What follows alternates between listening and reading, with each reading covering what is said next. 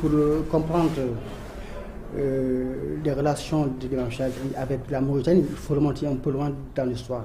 On sait que la famille Chafi'i est une famille qui était basée au Niger, où se trouvait la famille.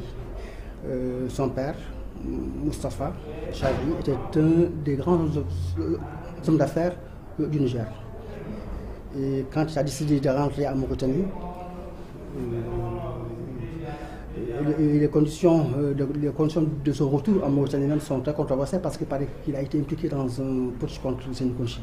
Quand il est venu en Mauritanie, les années de 91-92, il a directement intégré le LFT.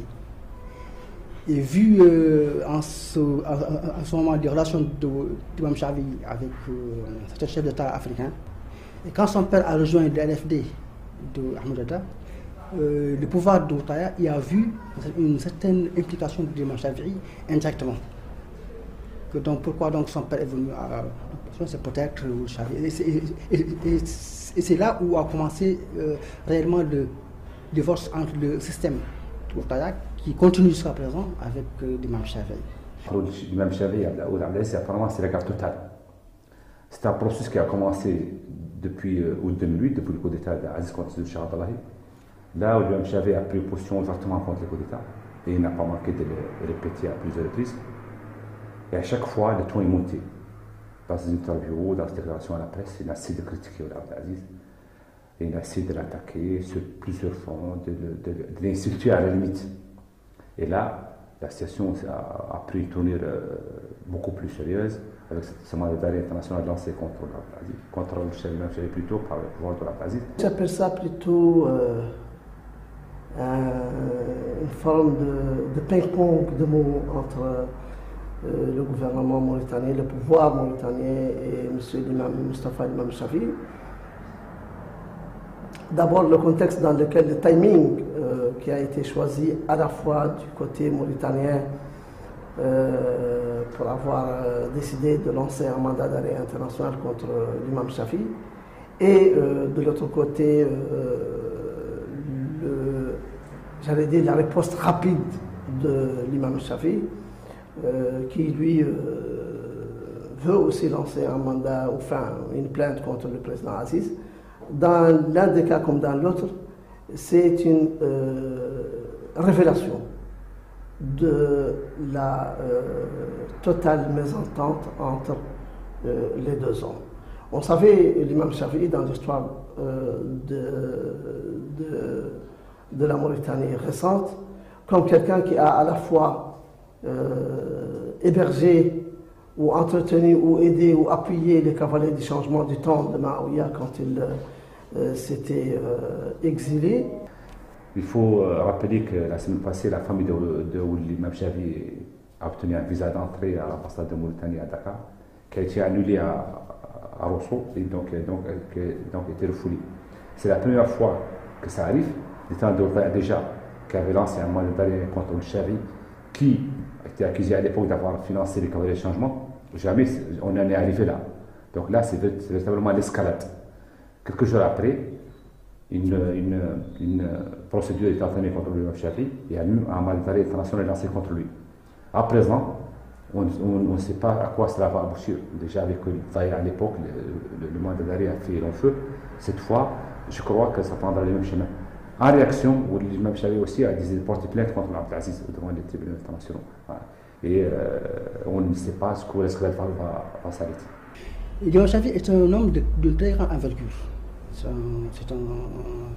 un homme qui est parvenu donc parce qu'il était très lié avec le Campaoré et avec Thomas Sankara, avant même qu'il ne fasse le coup d'État. On dit même qu'il était impliqué dans le coup d'État qu'ils ont mené. Mais il était beaucoup plus lié avec le Campaoré qu'avec Thomas Sankara. Mais au-delà de tout cela, comme je l'ai dit au départ, c'est ce statut de nouvel opposant que l'imam Chafi'i a, que moi je trouve personnellement un peu trop. Aziz avait-il besoin d'un opposant de plus? Pourquoi donner une telle valeur à l'imam Chafi'i de sorte à ce qu'on refuse à sa famille de venir en Mauritanie, etc.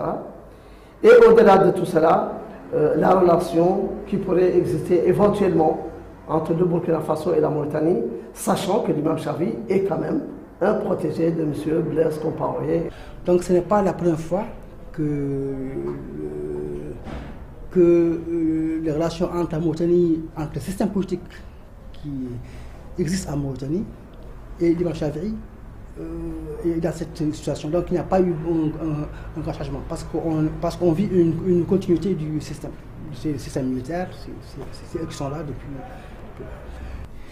D'abord, les Français, ils trouvent beaucoup plus leur intérêt auprès de l'imam Chavi parce qu'on se rappelle que c'est grâce à lui que les Français qui ont été détenus par AQMI ont été libérés. Et que donc les Français, parce que l'imam Chavi c'est quoi? C'est en fait la France-Afrique. C'est un élément très impliqué dans la France-Afrique, c'est un franc-maçon.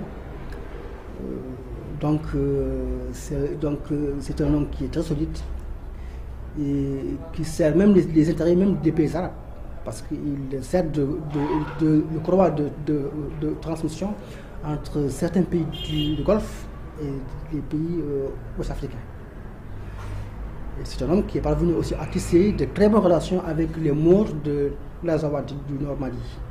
Donc, il y a donc ces entrées au niveau des Touaregs du Mali, des Maures des Azawad, et il a aussi de par ce glissement certaines relations avec AQMI. Mais ce n'est pas des relations de culpabilité, c'est des relations simplement qui sont basées sur la confiance et le respect réciproque. Parmi les raisons qui ont été avancées, on parle de complicité avec AQMI, relation douteuse avec AQMI, et puis il y a même 2 membres d'AQMI qui ont fait l'objet du même mandat international. Donc c'est pour appuyer les arguments du pouvoir contre l'imam Chavi. Mais on sait que tout le monde sait que c'est une affaire qui est purement politique. Et le mandat d'arrêt risque de ne pas avoir beaucoup d'effet. Du fait que l'imam Chavi est déjà assez bien introduit dans tous les pays où il va, il a beaucoup de relations, il a même des ramifications un peu partout, en Afrique noire, au Maroc, partout. Et on dit que la relation entre la Mauritanie et le Maroc, il y a quelque part l'imam Chavi derrière qui a beaucoup de relations au Maroc, qui vient souvent, qui a beaucoup d'amis. On pense que ça pourrait être lié à ça. Je pense qu'Aziz a fait un très mauvais calcul en s'attaquant à un tel personnage. Et je pense même qu'il regrette même d'avoir pris cet acte. Je pense que ce mandat d'arrêt est plutôt à un poids beaucoup plus politique que juridique. C'est un geste politique, un geste de malheureux, un geste politique de malheureux. Et ça n'a rien de juridique. Et au contraire, je pense que la justice mauritanienne s'est fourvoyée et a mis le masque bas, comme quoi c'est une justice qui est inféodée à l'exécutif. Toujours un ami des membres des cavaliers gendarmes me disait qu'apparemment les Mauritaniens ne connaissent pas beaucoup de l'imam Chavi. C'est quelqu'un qui est extrêmement dangereux, qui a une très grande capacité de nuisance, donc il pourrait faire beaucoup de mal à la Mauritanie et au pouvoir actuel. Encore faut-il savoir comment. De toute façon, le mandat d'arrêt n'est qu'une étape dans un processus qui n'a pas encore descendu au niveau.